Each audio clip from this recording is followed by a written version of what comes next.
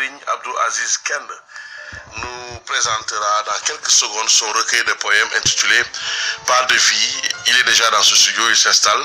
Et je suis en compagnie de Khady Ndiaye, justement pour des interventions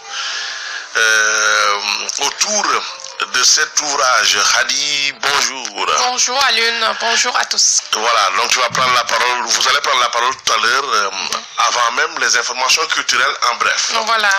Et l'invité s'est installé, Abdou Aziz Kend. Aziz Kend, bonjour. Bonjour professeur. Tout se passe bien? Très bien même.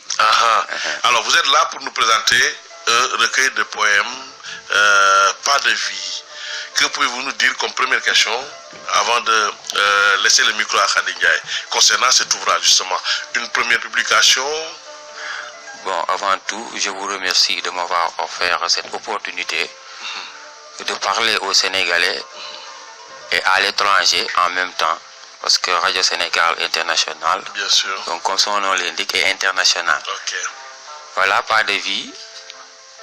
C'est une œuvre, une première publication, mais je dirais individuelle. Parce qu'avant cela, j'avais eu à publier dans un recueil collectif, donc un recueil international intitulé Terrorisme, un monde de lâches, non, tu ne nous feras pas peur. Donc c'est sorti en France l'année dernière, donc avec les amis du regroupement des poètes engagés, donc francophones engagés pour la liberté et la paix. Bonjour Monsieur Abdou Aziz. Bonjour. Alors, pourquoi ce titre Pas de vie? Oui, Pas de vie. Je m'attendais à cette question parce que depuis sa apparition, j'ai reçu pas mal d'interpellations sur le titre, un titre très audacieux, mais aussi très significatif, qu'on peut comprendre à deux niveaux. D'abord, pas de vie, une absence de vie. Donc ça ne veut pas dire que j'ai pas de vie, mais je parle au nom de ceux qui n'ont pas de vie, c'est-à-dire ceux qui souffrent dans la vie.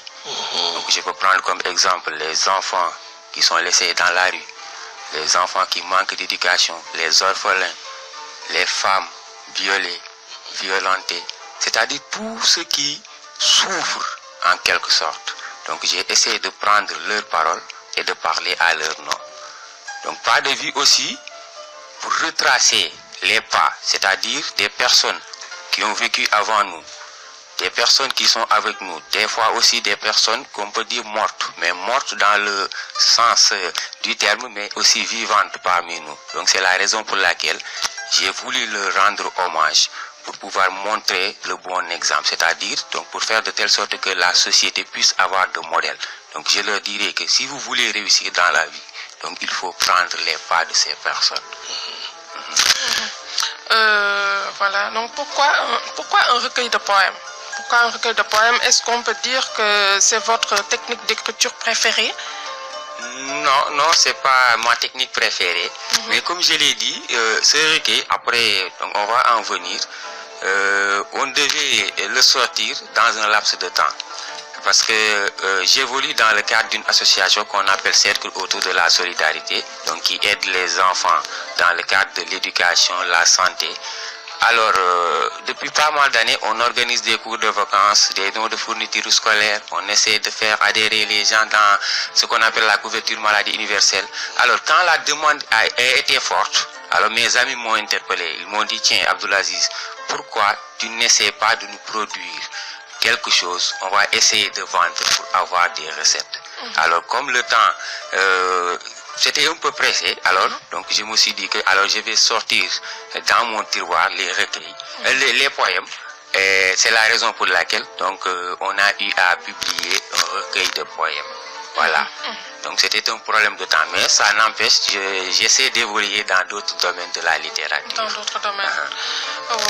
Est-ce que vous écrivez une poésie, par exemple en prose, ou bien des alexandrins en prose? Bon, en quelque sorte, moi, j'ai toujours opté pour ce qu'on appelle la liberté. La liberté. Parce que quand on parle de poèmes, c'est des sentiments. Donc chacun a sa manière de penser le monde, chacun a sa manière de sentir. Donc j'ai pas voulu me canaliser sur une technique spécifique. Donc j'ai essayé d'être un peu libre, donc pour pouvoir m'exprimer. Donc vous écrivez une poésie libre. Libre, voilà. Je vois que vous respectez les rimes. Par exemple, ici, quand vous dites écrire sans penser à toi, serait une ingratitude en moi, homme de vertu et de sagesse, qui a su distribuer ses largesses. Oui. Pourquoi ce choix? Ça se comprend parce que j'aime la beauté. J'aime la beauté. Donc je voudrais faire de telle sorte que, en même temps, si par exemple la personne lit le poème, donc en quelque sorte il va sentir un plaisir. Donc j'essaie simplement de prendre le côté esthétique. Donc pour pouvoir simplement jouer, impressionner un peu le public en quelque sorte. Voilà. Donc c'est en quelque sorte une question de charme. Voilà. Abdou Aziz Kende, qu'est-ce qui vous sert d'attaque souvent quand vous écrivez? Qu'est-ce qui vous pousse à démarrer par telle ou telle phrase? Est-ce que vous arrive de retourner encore un paragraphe, de revoir un paragraphe, de reprendre encore, etc. comme le font certains? Bon. Moi, je peux dire que en quelque sorte c'est un don. C'est un don parce que je l'ai mentionné, l'écriture est dans mon sang. Quand j'écris, j'essaie simplement de poser la main sur le papier. Je me dis que est-ce que c'est moi qui écris en quelque sorte. Donc c'est après que les gens m'interpellent que je puisse réaliser ce que j'ai écrit. Donc en quelque sorte, j'essaie de suivre une voie invisible, donc qui me pousse à parler. Mais en quelque sorte, comme je l'ai toujours, j'ai toujours tendu l'oreille à la société.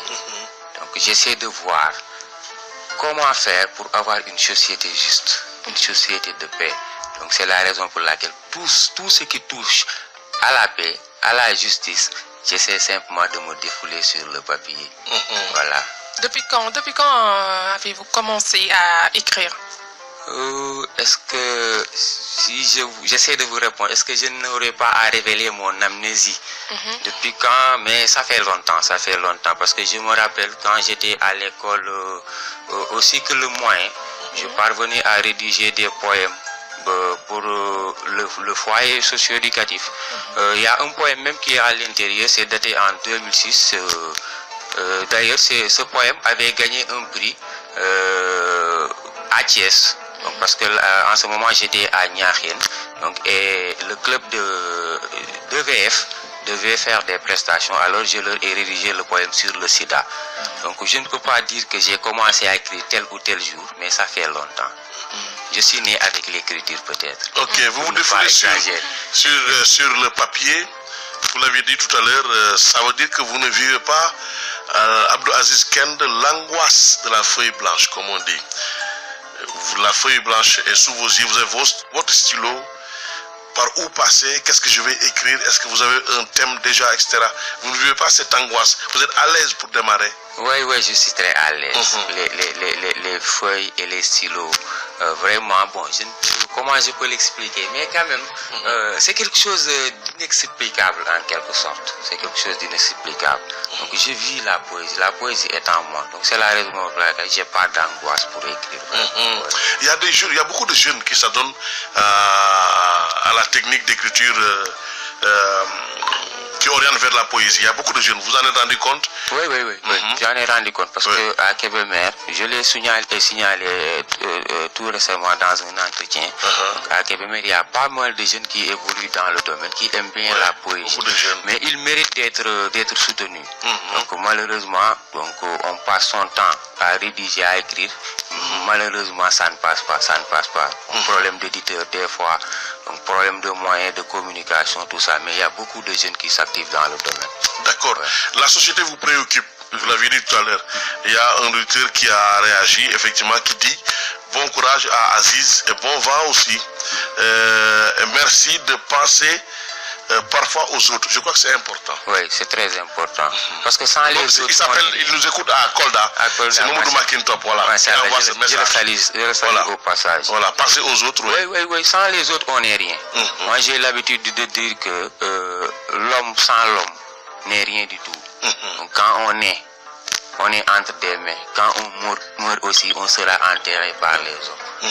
Donc, vivre sans penser aux autres, Donc, en quelque sorte, comme l'a dit tout à l'heure, madame, ça serait une ingratitude. Ouais, je pense beaucoup aux autres. Je fais un don de soi aux autres. Je suis esclave du peuple. Voilà. D'accord.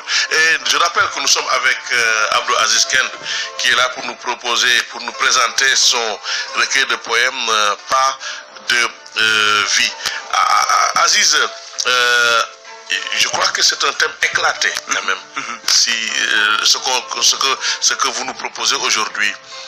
On peut parler de... Je reviens un peu sur la question de Khady Ndiaye, un fil conducteur qui relie tout ça